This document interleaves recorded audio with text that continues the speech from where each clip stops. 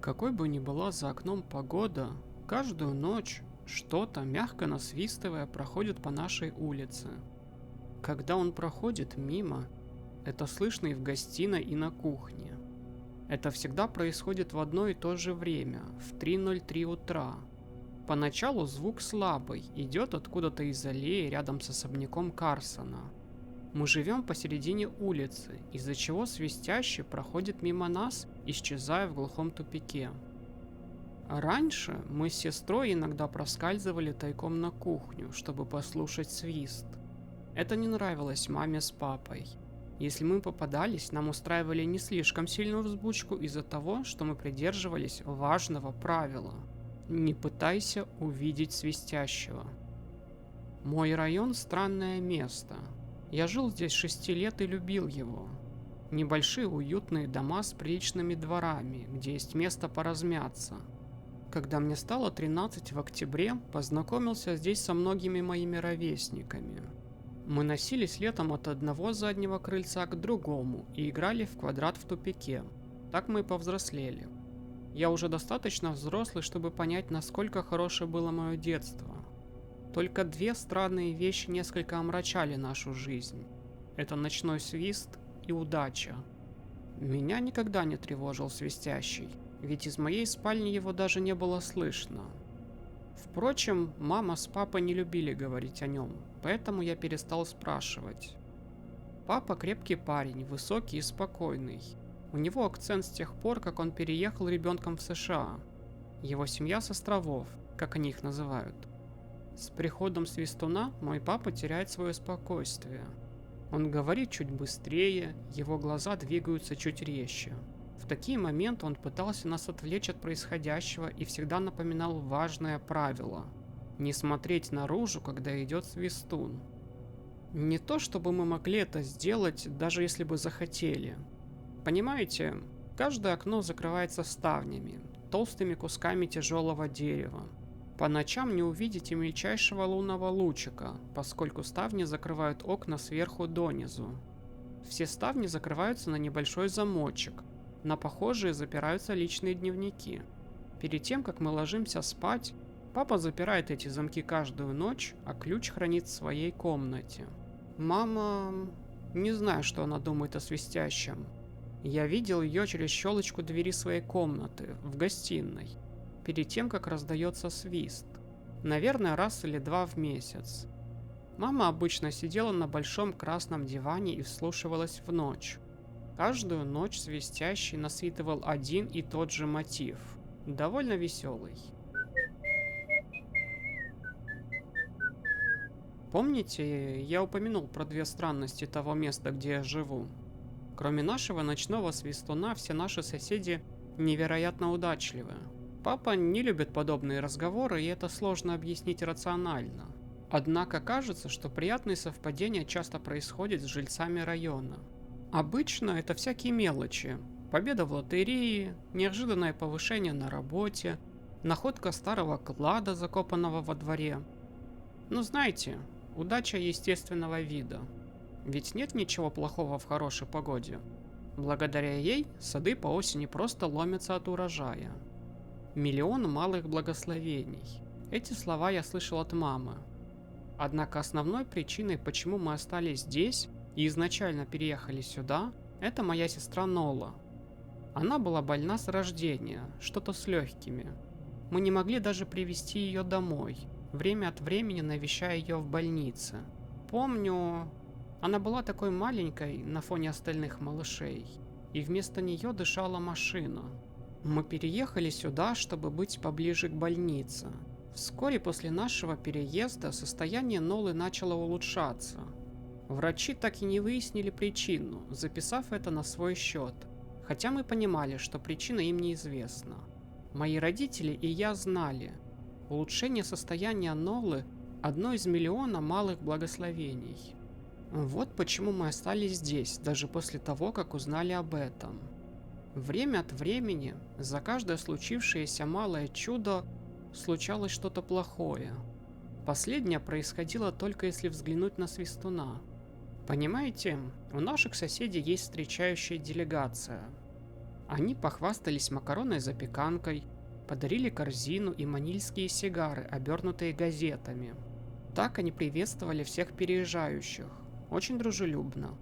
В день нашего переезда нас встречало 4 человека. Делегаты мило поболтали с моей семьей, дали мне сникерс, немного поддержали Нолу. Это была первая неделя, которую она проводила вне стен больницы, поэтому они были крайне осторожны. Затем люди из делегации попросили поговорить с моими родителями наедине, из-за чего меня отправили в мою комнату, откуда мне было слышно почти каждое слово. Встречающая делегация рассказывала маме с папой о необъяснимо превосходном соседстве этого района, за исключением одной премилой странности. И затем они рассказали о необъяснимом свисте, начинающемся каждый новый день с 3:03 и заканчивающемся в 3:05 утра. Сам свист тих и никогда не навредит, не причинит боли, как говорили наши новые соседи. До тех пор, пока мы не станем смотреть на источник звука. Примерно на этой части обстановка в комнате незаметно накалилась, и я вдавил свое ухо в дверь до боли, стараясь не упустить ни слова. У тех, кто пытался увидеть свистуна, монета удачи оборачивалась иной стороной, иногда фатально. Черная туча следовала за ними. Все, что могло обернуться не так, именно так и оборачивалось. Принесенная делегатами обертка манильских сигар вся состояла из новостных вырезок, историй об автомобильных авариях и сломанных жизней, публичных суицидов и чудовищных случайностей. «Не каждый умирает», — говорил глава делегации папе, — «но жизнь покидает их. Даже если они живы, в них больше никогда не будет ни света в их глазах, ни огня в них самих, лишь пустая оболочка». Как я тогда понял, мама не восприняла это всерьез. Она все спрашивала, разыгрывают ли они такой розыгрыш с каждым новым соседом. В какой-то момент мама взбесилась, обвинив делегацию в том, что они пытаются отпугнуть нас от нашего нового дома. Она даже обвинила их в расизме из-за происхождения папы. Он успокоил ее, сказав, что наши соседи искренни и пытаются помочь нам. Ведь он сам вырос на подобных историях, услышанных от его матери, благодаря чему он знал о странных сущностях, живущих среди нас. Какие-то из них были хорошими, какие-то плохими, однако большая часть была просто иными. После этого мы совместно с нашими новыми соседями зашли в скобяную лавку, купили ставни и замки и уже ближе к вечеру установили их на каждое окно в доме. К 3 часам ночи я вылез из своей комнаты. В гостиной меня уже ждал папа. Он сидел на диване, держа в руках малышку-дочь.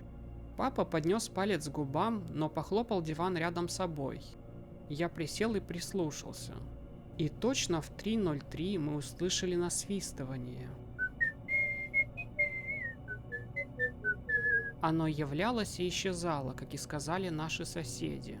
Насвистывание возвращалось каждую ночь, но мы не выглядывали, каждый день наслаждаясь миллионом малых благословений. Нола дышала сама, став с годами крепкой и сообразительной девчонкой. Папа даже вошел в состав встречающей делегации. У нас не часто появляются новые соседи, ведь зачем кому-то покидать это место? Однако, когда приезжает новая семья, папа в составе делегации приносит им макаронную запеканку, корзинку в дар и манильские сигары в обертке. Мне хватает одного взгляда на лицо моего папы по возвращению, чтобы понять, восприняли ли они слова делегации всерьез, или вскоре у нас будут новые соседи. Не так давно в доме напротив появилась новая семья. Прошлый владелец, миссис Мэдди, скончалась в возрасте 105 лет. Она прожила долгую, славную жизнь. Казалось, наши новые соседи вписались так, как будто были здесь изначально. Они поверили встречающей делегации, прислушались к совету папы насчет ставней. У них самих был грудной младенец. Какие бы газетные вырезки ни содержала обертка с сигарами, какие доказательства не приводил папа, он никогда не позволял нам увидеть их. Но я полагаю, он был пугающе убедителен, раз наши соседи без особых проблем прожили первый месяц. Как-то одной ночью, когда нашим новым соседям пришлось уехать из города, они оставили с нами своего сына Холдена. Ему было 12 лет, на год моложе меня. До этой ночи мне не доводилось тесно общаться с ним, однако стоило его родителям оставить его с нами на ужин, как у меня зародилось нехорошее предчувствие. «Вы знаете, кто всегда свистит по ночам?» — спросил Холден, стоило только родителям покинуть комнату. Мы сидели втроем в своем логове перед телевизором, на экране которого лениво тянулся какой-то диснеевский мульт. Я переглянулся с сестрой. «Мы не разговариваем об этом», — ответил я. «Ставлю на чокнутого, что живет в большом желтом доме на углу», — утвердительно сказал Холден. «Мистер Толлес?» — спросила сестра. «Не может быть, он очень добрый». Холден отмахнулся. «Тогда он еще и маньяк-убийца». Нола ощутимо напряглась. «Мы не разговариваем об этом», — повторил я. «Пойдем лучше в мою комнату и поиграем в Nintendo». Следующие несколько часов мы провели, играя в игры и поглощая попкорн. Затем посмотрели мульты. Обычная ночевка, но возрастающее беспокойство Холдена просто витало в воздухе. Затем родители пожелали спокойной ночи, заперли окна и отправились на боковую. После этого Холден встал из своего спального мешка и подошел к моей кровати, где сидел я с Нолой. «Вы вообще пытались посмотреть?» – спросил. «Почти пора». Как в большинстве ночевок, мы с радостью отложили сон на попозже. Я в некотором замешательстве увидел, что он прав. Уже почти 3 часа ночи. «Нет, мы... Поймите, я не могу. Я просто не могу попробовать взглянуть, потому что мой папа каждую ночь закрывает окна и прячет ключ». Он выпалил на одном дыхании, полностью проигнорировав меня. «Как и наш папа», — сказала на его тираду Нола.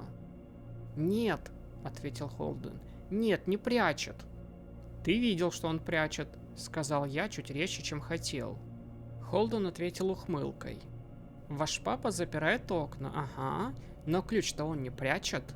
Он держит его на своем обычном брелке». «И?» — спросил я, подозревая, что уже знал ответ на свой вопрос. Потому что после всех лет, прожитых здесь, папа больше не заботился о том, где лежал ключ по ночам. Потому что он знал, что мы отнеслись к этому всерьез. И после того, как твой папа запер ставни, и до того, как твои родители отправились спать, я ходил в туалет. И на обратном пути я мог случайно заглянуть в их комнату и заметил брелок на тумбочке. И может быть, я совершенно случайно зашел и одолжил ключ от окон». Ноле и мне оставалось только смотреть на то, как ширилась его ухмылка. «Лжешь», — только и смог ответить я. Холден отмахнулся. «А ты проверь, если хочешь. Приоткрой дверь в комнату родителей и взгляни. Увидишь брелок аккуратно на тумбочке». «Оставайтесь здесь», — сказал им обоим. «И лучше вообще не шевелитесь». Я поспешил в комнату родителей, однако замешкался у двери. Если Холден не лгал, папа рассердится. Настолько рассердится, что от одной мысли об этом мне уже было страшно. Но еще больше страшило открытое окно, в то время, когда Свистун бродил снаружи. Приоткрыв дверь, я всмотрелся в непроглядную тьму. Глубоко вздохнув, я вошел в комнату. Через 2 шага в темноте я застыл. Зазвучало насвистывание. И слышно его прямо в родительской комнате. Никогда бы не подумал, что они слышали его со дня своего переезда. Нам об этом ничего не говорили. Не думаю, что смог бы уснуть в этой комнате. Я стоял, слушая приближающийся свист, неуверенный, стоит ли мне включить свет или разбудить папу. Вкрадчивые звуки из гостиной вернули меня в реальность. «Нола!» — крикнул, выбегая из родительской комнаты. Холден и Нола стояли рядом с окном у парадного входа. Холден не солгал. Я заметил, как он возится с замком. А затем раздался щелчок. У него был ключ. Холден рассмеялся. Рядом с ним, сутулившись, стояла Нола. Наверное, ей было и страшно, и любопытно одновременно. Насвистывание доносилось неподалеку от нашего дома. Наверное, я как-то обозначил свое присутствие. Не могу вспомнить. Время застыло, стрелка часов примерзла к циферблату, но я двигался. Мне никогда не доводилось заниматься спортом всерьез. Впрочем, расстояние между мной и Нолой испарилось за одно мгновение. Я не отрывал от нее своих глаз, одновременно слыша, как Холден потянул ставни, намереваясь полностью распахнуть их. Последовал щелчок, и насвистывание, доносившееся с другой стороны окна, стало невыносимо громким. Однако Нола уже была в моих руках. Мне оставалось лишь развернуть ее так, чтобы она не видела происходящего за окном. Одновременно с этим я закрыл свои глаза. С оглушительным лязгом распахнулись ставни. Насвистывание прекратилось. Нола дрожала в моих руках. «Не смотри, хорошо?» – молил я ее. «Не оборачивайся». Мы стояли таким образом, при котором она смотрела в коридор, а я в окно. Мои глаза все еще были закрыты. Ее кивок я ощутил плечом. Свободной рукой попытался достать Холдена. Ухватившись за его руку, я почувствовал, как его трясло. Он дрожал сильнее Нолы. «Холден?» – спросил. Безмолвие. Я потянулся дальше и осторожно ощупал окно. Стекло промораживало мои пальцы. Оно было намного холоднее, чем должно быть в это время года. Я попытался нащупать шнурок от штор. Чем дольше я искал, тем теплее становилось стекло. От него начала исходить легкая вибрация. Представлять то, что находилось с другой стороны, мне не хотелось. Наконец-то я ухватился за шнурок и потянул его. Шторы упали, закрывая нас от того, что затаилось с другой стороны. Наконец я решил открыть глаза. В тусклом свете, льющемся из кухни, я различил Холдена, маленького и бледного, пялящегося в занавешенное окно. «Холден», — повторил вопрос. Он развернулся ко мне и заорал. Все утонуло в водовороте движений. Зажегся свет в коридоре, затем в гостиной. Шаги родителей прогремели по деревянному полу. Я не оборачивался к ним, мои глаза были прикованы к Холдену. В неровном свете он выглядел белее мела, по его подбородку струилась тонкая струйка крови. Похоже, он сильно прикусил губу и, кажется, обмочился. «Что стряслось?» Из-за моей спины раздался голос папы. Я кое-как оторвал взгляд от Холдена и оглянулся. Он посмотрел.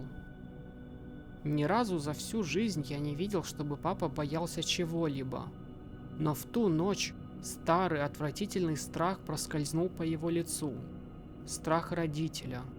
«Только Холден?» – выдавил он. Я кивнул, мол, да. Папа шумно выдохнул. Он выглядел настолько облегченным, что на мгновение у меня промелькнула мысль, что он пустится в пляс. Но как только он посмотрел на Холдена, его выражение переменилось. Любопытно, корил ли он себя за радость в подобных обстоятельствах? Раздался стук в дверь. Мы застыли. Холден всхлипнул. «Не отвечай», — сказала мама. Она стояла у порога в коридоре. Всегда считал, что она была скептиком и просто посмеивалась над папой насчет окон и свистуна. Однако в ту ночь неверующих не было. Я заметил, что мои родители держат по бейсбольной бите. Наверное, держали на всякий случай в своей спальне. Стук прозвучал снова, и в этот раз чуть громче. «Пожалуйста, не открывайте», – прошептал Холден. Папа подошел к нему аккуратно, приобнял и крепко прижал его к груди. «Не откроем», – пообещал папа, все еще держа биту. «Этой ночью сюда никто не войдет». В этот раз стук был достаточно громким, чтобы затряслась дверь. Снова закричал Холден, и Нола вцепилась мне в шею, стараясь прижаться как можно ближе, стать как можно меньше. Подошла мама и, склонившись на колени, приобняла меня с сестрой. «Позвони в полицию», – прошептала мама папе. Стук мгновенно прекратился. Папа оглянулся к нам. «Думаешь...» Его прервал резкий переход неистового грохота в дверь в вежливое постукивание. «Полицию?» Донеслось с другой стороны двери. Голос снаружи звучал в точности как мамин, словно за дверью стучал попугай. «Полицию? Позвони. Полиция. Полицию. Мама обняла нас крепче. Полицию. Полицию. Полицию. Полицию». «Пожалуйста, прекрати», — прозвучал ее тихий шепот. «Не думаю, что звонок поможет», — ответил мой папа. «Как мы поймем, кто находится за дверью?» Стук зазвучал с новой силой, еще громче, чем раньше. Дверь тряслась, затем перестала. После продолжительной паузы стук раздался вновь. Уже у задней двери. Мы только развернулись, как стук незамедлительно вернулся к входной двери. Туда-сюда, туда-сюда. Громкий, затем тихий, затем снова громкий. Неожиданно звук раздался от двух дверей разом. Сильные тяжелые удары, словно кувалдой. Затем последовало постукивание во все окна.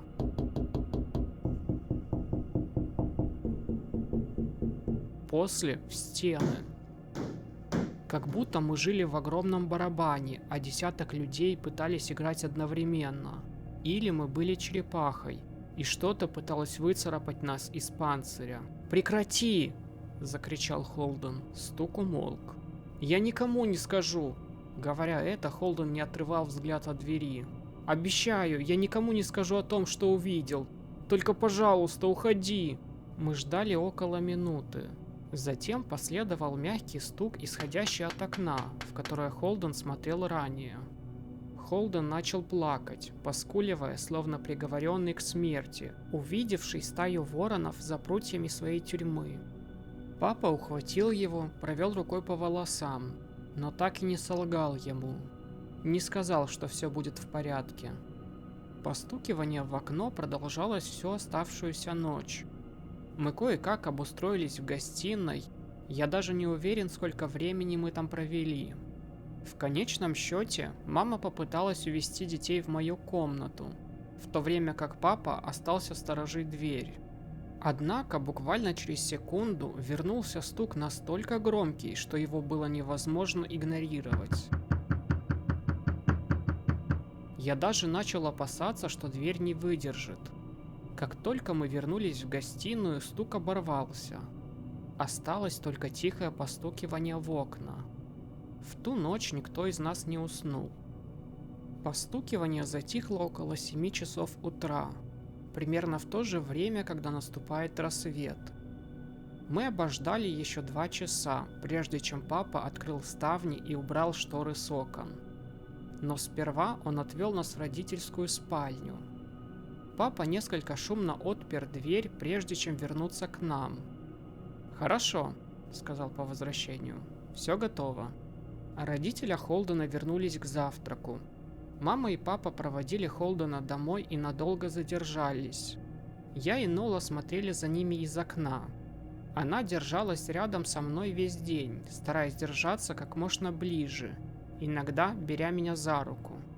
Родители вернулись в мрачном расположении духа, но так и не рассказали, какой разговор у них состоялся с семьей Холдена. За окном было солнечное воскресенье, поэтому мы заказали пиццу и провели весь день за совместным просмотром кино и мультфильмов. В ту ночь все спали в моей комнате. Нола и мама в моей кровати, папа разложил кресло, на котором и уснул. В ту ночь не раздался стук. В последующие ночи тоже. Оставшуюся неделю мы нечасто виделись с Холденом и его родителями. Но в четверг к их дому подъехал грузовик. После школы мы с Нолой наблюдали, как они собирались до вечера. Что зацепило меня больше всего, это то, как Холден с родителями выглядели. Все трое бледные, с насупленными лицами, с бесцветными глазами и отстраненными взглядами. Даже с противоположной стороны улицы ощущалось, что что-то было не так. Семейство Холдена уехало до заката. Я вспомнил при этом слова, произнесенные главой встречающей делегации, когда мы переехали сюда. Не каждый, посмотревший на свистуна, умирает, однако переживших покидает свет, и они проживают жизнь, полную неудач. Миллион малых несчастий. Наверное, родители Холдена тоже посмотрели, либо чтобы утешить, в случае, если они не верили, или разделить его бремя, если все же верили. Иногда я смотрю на Нолу, счастливую, молодую, живую. Это довольно чарующее зрелище. Однако я никак не мог отделаться от вопроса: что если бы я был медленней? Что если бы она посмотрела за окно? Посмотрел бы я? Утешить ее? Разделить бремя? Я искренне рад, что никогда не узнаю ответа на этот вопрос. Все еще живем в том доме, в том районе. Все еще слышим нашего свистуна каждую ночь. Благословения, удача, все те блага, они слишком хороши, чтобы уезжать. Однако мы осторожны. Больше у нас нет друзей, которые остаются на ночь. А папа прячет ключ очень хорошо. Не то чтобы мы пытались посмотреть. Некоторые лучше оставить незримым. И да пребудет в вашем доме достаток и удача.